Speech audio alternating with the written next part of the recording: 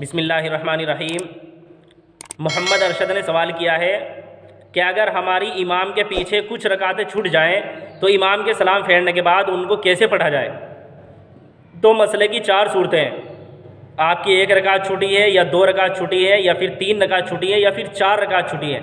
ये मसले की चार सूरतें हैं और चारों को समझने की ज़रूरत है।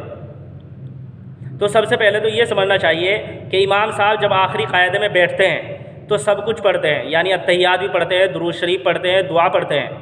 लेकिन जिसकी कुछ रकात छूट गई हो वो जब आखिरी रकात में इमाम के साथ बैठेगा तो सब कुछ नहीं पढ़ेगा, बल्कि सिर्फ अत्तहियात पढ़ेगा और अत्तहियात पढ़कर चुपचाप बैठा रहेगा।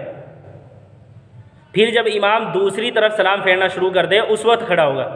इसमें कुछ लोग ये गलती करते हैं कि वो पहले ही सलाम पे खड़े हो जाते हैं, तो ये तरीक़ा गलत है। पहले सलाम पे खड़े नहीं होना है, बल्कि जब इमाम दूसरा सलाम फेरना शुरू कर दे उस वक्त खड़े होना है। दूसरी बात ये समझें कि जब इमाम के सलाम फेरने के बाद आप खड़े होंगे तो सबसे पहले सुबहानक अल्लाहुम्मा और औज़ु बिल्लाह बिस्मिल्लाह पढ़ेंगे। चाहे आपकी कितनी भी रकात छूटी हुई हो, लेकिन इमाम के सलाम फेरने के बाद जब आप खड़े होंगे तो सबसे पहले सुबहानक अल्लाहुम्मा और औज़ु बिल्लाह बिस्मिल्लाह पढ़ेंगे। तीसरी बात ये समझें कि हर रकात के अंदर अल्हम्दु शरीफ से पहले बिस्मिल्लाह पढ़ना ये सुन्नत है और सूरत से पहले बिस्मिल्लाह पढ़ना ये मुस्ताहब है। इसलिए हमें हर रकात के अंदर अल्हम्दु शरीफ से पहले भी बिस्मिल्लाह पढ़नी चाहिए और सूरत से पहले भी बिस्मिल्लाह पढ़नी चाहिए। अब असल मसले की तरफ आते हैं कि अगर आपकी इमाम के पीछे एक रकात छूटी है तो आप उसको किस तरह पढ़ेंगे। तो ये सूरत बहुत आसान है।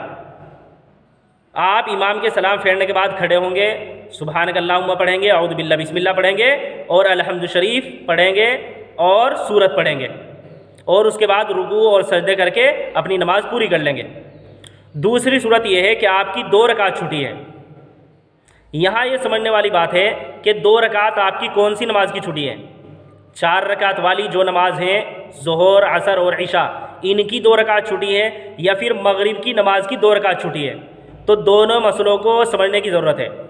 अगर आपकी मिसाल के तौर पर ज़ोहर की दो रकात छूट गई है, इमाम के पीछे आपकी ज़ोहर की नमाज की दो रकात छूट गई है, तो इमाम के सलाम फेरने के बाद आप उनको कैसे पढ़ेंगे। तो मसला यह है कि इमाम के सलाम फेरने के बाद जब आप खड़े होंगे तो सबसे पहले सुबहानक अल्लाहुम्मा पढ़ेंगे, औज़ु बिल्लाह बिस्मिल्लाह पढ़ेंगे, अल्हम्दु शरीफ पढ़ेंगे और सूरत पढ़ेंगे। इसी तरह दूसरी रकात के अंदर जब आप खड़े होंगे तो बिस्मिल्लाहिर्रहमानिर्रहीम पढ़ेंगे, अल्हम्दु शरीफ पढ़ेंगे और सूरत पढ़ेंगे। यानी दोनों रकातों के अंदर आपको अल्हम्दु शरीफ भी पढ़नी है और सूरत भी पढ़नी है। दूसरी सूरत यह थी कि मगरिब की नमाज की दो रकात आपकी छूटी है। आपको मगरिब की नमाज की सिर्फ एक रकात इमाम के साथ मिली है, आपकी दो रकात छूट गई है, तो आप इस नमाज को किस तरह पढ़ेंगे। तो मसला यह है कि इमाम के सलाम फेरने के बाद जब आप खड़े होंगे तो सबसे पहले सुबहानक अल्लाहुम्मा पढ़ेंगे, औज़ु बिल्लाह बिस्मिल्लाह पढ़ेंगे, अल्हम्दु शरीफ और सूरत पढ़ लेंगे। इसी तरह दूसरी रकात के अंदर बिस्मिल्लाहिर्रहमानिर्रहीम पढ़कर अल्हम्दु शरीफ पढ़ेंगे और सूरत पढ़ेंगे। यानी यहाँ भी दोनों रकातों के अंदर आपको अल्हम्दु शरीफ भी पढ़नी है और सूरत भी पढ़नी है। लेकिन यहाँ मगरिब की नमाज में ये समझने वाली बात है कि हम कब बैठेंगे। यानी हम ये जो दो रकात पढ़ रहे हैं, हम एक रकात पढ़कर बैठेंगे या दो रकात पढ़कर बैठेंगे। तो मसला यह है कि आप एक रकात पढ़कर बैठ जाएं, क्योंकि फ़र्ज़ नमाज की दूसरी रकात पर बैठना वाजिब और ज़रूरी है। तो एक रकात तो आपने इमाम के साथ पढ़ ली, मगरिब की एक रकात तो आपने इमाम के साथ पढ़ ली, एक रकात फिर पढ़ लें तो आपकी दो रकात हो गई। दो रकात पर आप बैठ जाएं, फिर एक रकात पढ़कर फिर बैठ जाएं।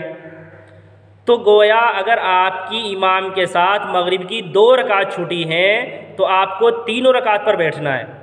एक रकात पर तो आप इमाम के साथ बैठ गए, दूसरी रकात पर फिर बैठना है और तीसरी रकात पर फिर बैठना है। तो ये दो सूरतें हो गई, या तो आपकी इमाम के साथ एक रकात छूटी है या दो रकात छूटी है। अब तीसरी सूरत कि आपकी इमाम के साथ तीन रकातें छूट गई।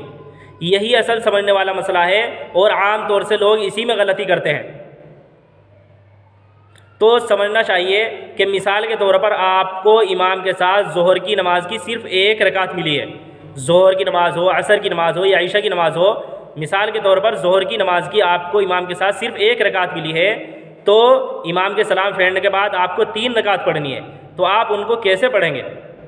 तो जब आप इमाम के सलाम फेरने के बाद खड़े होंगे तो सबसे पहले तो वही सुबहानक अल्लाहुम्मा पढ़ेंगे, औज़ु बिल्लाह बिस्मिल्लाह पढ़ेंगे, उसके बाद अल्हम्दु शरीफ और सूरत पढ़ेंगे।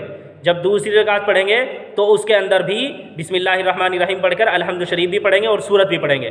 तो गोया इमाम के सलाम फेरने के बाद जो 2 रकात आप पढ़ेंगे उनके अंदर अल्हम्दु शरीफ भी पढ़ी जाएगी और सूरत भी पढ़ी जाएगी।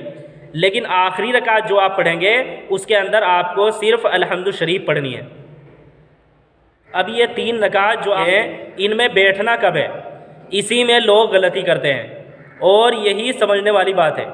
तो मसला यह है कि इमाम के सलाम फेरने के बाद जब आप 3 रकात पढ़ेंगे तो 1 रकात पढ़कर बैठ जाएंगे, क्योंकि फ़र्ज़ नमाज के अंदर 2 रकात पर बैठना वाजिब है। तो 1 रकात तो आपने इमाम के साथ पढ़ ली, 1 रकात आप इमाम के सलाम फेरने के बाद पढ़ लें तो आपकी 2 रकात हो गई, 2 रकात पर आप बैठ जाएं। फिर उसके बाद 2 रकात और पढ़ेंगे और 2 रकात पढ़कर फिर बैठ जाएंगे। इस तरह आपकी 4 रकात पूरी हो गई। अब आखिरी मसला और आखिरी सूरत कि आपकी इमाम के पीछे सारी ही रकात छूट गई। ज़ोहर, असर और इशा की जो नमाज़ें हैं 4 रकात छूट गई, मगरिब की नमाज़ है 3 रकात छूट गई और फजर की नमाज़ है 2 रकात छूट गई।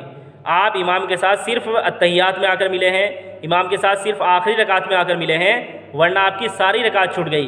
तो आप किस तरह उनको पढ़ेंगे इमाम के सलाम फेरने के बाद? तो ये सूरत बहुत ही ज़्यादा आसान है कि आप इमाम के सलाम फेरने के बाद बिल्कुल उस तरीके से नमाज़ पढ़ेंगे जैसे आप क़ज़ा नमाज़ पढ़ते हैं। जैसे आप क़ज़ा नमाज़ पढ़ते हैं बिल्कुल इसी तरह आप इस सूरत में पढ़ेंगे जब आप इमाम के साथ सिर्फ अत्तहियात में आकर मिले हैं। और आप क़ज़ा नमाज़ कैसे पढ़ते हैं? जैसे फ़जर की नमाज की 2 रकात आपको पढ़नी है तो दोनों रकात के अंदर आप अल्हम्दु शरीफ भी पढ़ते हैं और सूरत भी पढ़ते हैं। और ज़ोहर, असर और इशा की जो नमाज़ें हैं इनके अंदर आप पहली 2 रकातों के अंदर अल्हम्दु शरीफ पढ़ते हैं, सूरत पढ़ते हैं और आखिरी 2 रकातों के अंदर सिर्फ अल्हम्दु शरीफ पढ़ते हैं। और अगर मगरिब की नमाज़ है तो पहली 2 रकातों के अंदर आप अल्हम्दु शरीफ पढ़ते हैं, सूरत पढ़ते हैं और आखिरी रकात के अंदर आप सिर्फ अल्हम्दु शरीफ पढ़ते हैं। तो जिस तरह ये क़ज़ा नमाज पढ़ते हैं इसी तरह अगर आप इमाम के साथ अत्तहियात में आकर मिले हैं बिल्कुल इसी तरह आप उस वक्त अपनी नमाज पूरी कर लेंगे।